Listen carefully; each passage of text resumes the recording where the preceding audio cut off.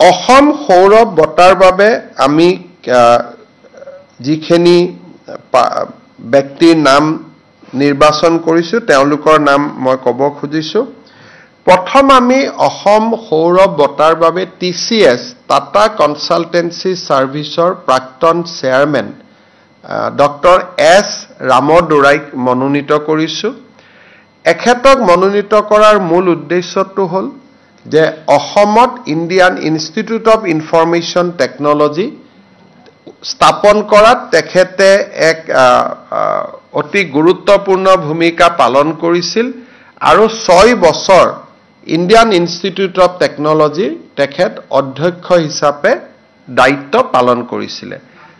Doctor S ৰামদুৰাই he is the founding chairman of TCS Tata Consultancy Service আৰু আমাৰ গুৱাহাটীৰ Indian institute of information technology তেওঁ অধ্যক্ষৰ দায়িত্ব পালন কৰিছিলে 6 বছৰ ধৰি আৰু নীৰৱে কাম কৰিছিলে। আজি ইমান ডাঙৰ ইনষ্টিটিউট এখন হ'ল, তেওঁৰ বহুত কন্ট্ৰিবিউশন আছে আৰু কেতিয়াও সংবাদ মাধ্যমৰ সন্মুখত নহাকৈ তেওঁ নীৰৱে অসমত অহা যোৱা 6 বছৰ ধৰি কৰি আছিলে।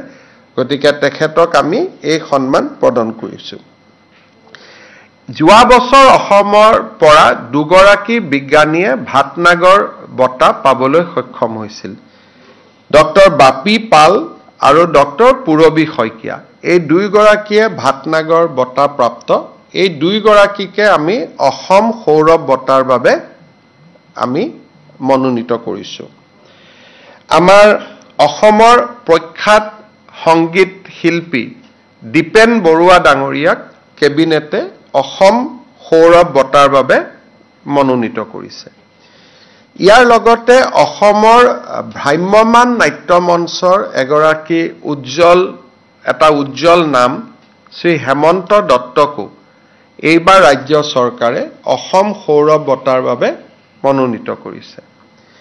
ইয়াৰ উপৰিও আমাৰ ভাৰতৰ মহিলা ক্ৰিকেট দলত স্থান লাভ কৰা শ্ৰীমতী উমা চেত্ৰীকো এই বছৰৰ অসম সৌৰভ বঁটাৰ বাবে মনোনীত কৰা হৈছে।